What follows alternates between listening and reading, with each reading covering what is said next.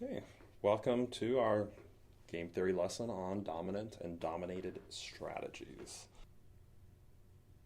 So, a dominant strategy. What do we mean by a dominant strategy? Well, a dominant strategy occurs when a player wants to choose the same choice and it doesn't matter what the opponents choose. So if a player always wants to choose the same strategy, and the reason they want to do this is because that strategy always yields a higher payoff. Um, we'd say that's a dominant strategy. And this can happen often, right? If you're playing a particular game, if you have a particular strength in the game, it may not matter what your opponent tries to do, you're going to do the same thing every time. Uh, we do differentiate between what we say strongly or strictly. I'll use those terms interchangeably, and I don't care which ones you use. Uh, Strongly or strictly dominant strategy versus a weakly dominant strategy. A strategy that is strongly or strictly dominant, the payoffs are always greater than any other possible choice. Whereas a weakly dominant strategy, it's basically you're allowing the greater than or equal to come into play here. So perhaps the opponent could choose one of five choices. Four of them, they're always better if you choose strategy one than strategy two. If the fifth one, though, is a tie, you'd say that's a weakly dominant strategy, right? You're always better choosing one, although in one of the five cases, you'll actually be just the same, right? We'd say that's a weakly dominant strategy. You still should choose one because you can't do worse. And most of the time, you'll do better, but it's not strongly dominant. There are times when you're just the same by choosing strategy one versus strategy two. So if, on the other hand, your opponent could make five choices, and no matter what they do, you're always better off choosing strategy one. That's a strongly or strictly dominant strategy. So what about this prisoner's dilemma game that we've examined, right, where prisoner A and prisoner B both could either confess or deny the crime? Well, if prisoner B confesses, what would prisoner A want to do? Well, if prisoner B chooses to confess, prisoner A is looking at confessing or denying, and these are basically the only two possible outcomes if we know prisoner B is confessing. Prisoner A could get a payoff of 5 if they confess, or 10 if they deny, right? Since these are years in prison, we know confessing is better, since 5 years in prison is better than 10 years in prison. So if prisoner B confesses, prisoner A will want to confess. Okay, well, what if prisoner B denies? Well, prisoner B denies. Prisoner A is looking at 2 years in prison if they confess versus 3 years if they deny.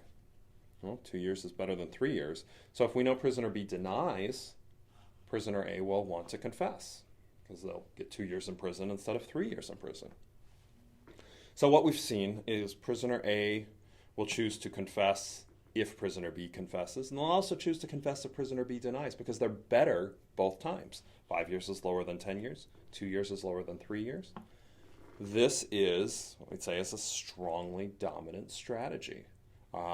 Prisoner A should always choose confess because they will always have fewer years in prison than if they chose deny. And this game is symmetric, so we're going to see the same for prisoner B, right? If prisoner A confesses, these are the two possible outcomes. Prisoner B is looking at 5 years or 10 years. They're going to choose confess. If prisoner A chooses deny, prisoner B is looking at 2 years or 3 years. Prisoner B, once again, will want to confess. And prisoner B wants to confess whether prisoner A chooses confess or deny. Prisoner B always is better choosing confess. So prisoner B has a dominant strategy. In fact, both players have a dominant strategy to confess. Regardless of what, and I put this in plural because we do want it general for when we start to have more than just two players. Regardless of what opponents choose in these games, each is better by confessing. Yeah. So within the prisoners, within any game where you have a dominant strategy, regardless of what opponents choose, you're better off by confessing. It's a dominant strategy. So here is a game, and I think what would be best is if you pause this for a moment and try to figure this out before the video continues. We have an incumbent and a potential entrant in a game. Right? The incumbent is in the market selling products, and somebody else is thinking, you know what, I may want to jump into that market and try to sell the products. I think I can make a profit. Okay, here's a payoff matrix. If the potential entrant enters the market or doesn't enter the market, and the incumbent's choice is they could produce low output or high output, and the payoff for each of the 4 outcomes is the profit. So take a moment, pause the video, and try to work out, do either of these firms have a dominant strategy in this, and I say one shot or one off game. This is a game that's happening one time and one time only. Do either of the firms have a dominant strategy? So go ahead, pause it now, and try to figure that out. Okay, I hope you pause this. Let's look at whether either of these firms have a dominant strategy. So what about the potential entrant? Well, if the incumbent chooses high output, the potential entrant could enter the market or not enter and earn -2 if they enter the market, or 0 if they don't enter the market. Right? The potential entrant would choose not entering. Right? 0 is better than a negative profit. What about if the incumbent chooses low output? Well, here payoffs are 1 to the potential entrant if they enter, or 0 if they don't enter. Well, here the potential entrant would actually enter the market if the incumbent chose a low output. So if the incumbent chooses high output, potential entrant doesn't want to enter, but if they choose a low output, they do want to enter. Because the potential entrant would want to do different things depending on the choice of the incumbent, the potential entrant does not have a dominant strategy in this game. The potential entrant would not want to enter into the market. So what about the incumbent? Well, if the potential entrant chooses to enter the market, the incumbent gets a profit of 2 if they choose a high output, 3 if they choose a low output. Okay, they'd want to choose a low output. But what if the potential entrant doesn't enter? They'd get a profit of 4 with a high output or 7 with a low output. Once again, the incumbent wants to choose a low output. So the incumbent gets a profit of 3 versus 2, 7 versus 4. They're always better choosing low output. The incumbent here actually does have a dominant strategy to produce a low output. So only one of the 2 firms in this game has the dominant strategy, because the potential entrant, as we saw, depending what the incumbent would do different things. Well, this game is actually pretty easy to solve. Even though the potential entrant has no dominant strategy, we know the incumbent firm has a dominant strategy, right? The incumbent firm always wants to produce a low output, no matter what.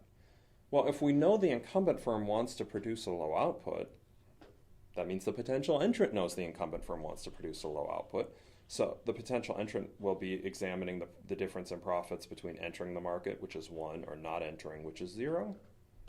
Potential entrant can use that information, and they would enter the market.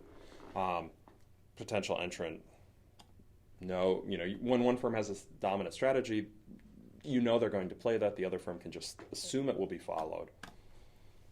Incumbent firm's going to produce low. Potential entrant is going to choose to make that dollar in profit instead of making nothing by staying out of the market. So what would we expect the outcome of this game to be? Potential entrant is going to enter the market. The incumbent firm is going to produce a low level of output. That's what we would expect as the output of this particular game. Just kind of useful. The dominant strategy really helped us solve what the outcome of this game is going to be. Even though both firms didn't have one, the fact that one firm had it made it a lot easier for us to solve. Okay, new game. Got 2 firms that sell French fries, and they're deciding what size of fries they should sell. So each firm could choose to sell small, medium, or large French fries. It's relatively straightforward. Each firm has different technical capabilities, and the firms know that their profits are going to depend not just on what they choose, but what the other firm chooses, what their counterpart chooses. So, what else do we need to say about that? a simultaneous game, right? Each firm is choosing a size without knowing what their opponent is doing. It could be at exactly the same time, but as long as they don't know what the opponent does, it's treated as a simultaneous game. And naturally, the amount of fries they sell for the price they sell them for is going to help create the revenue.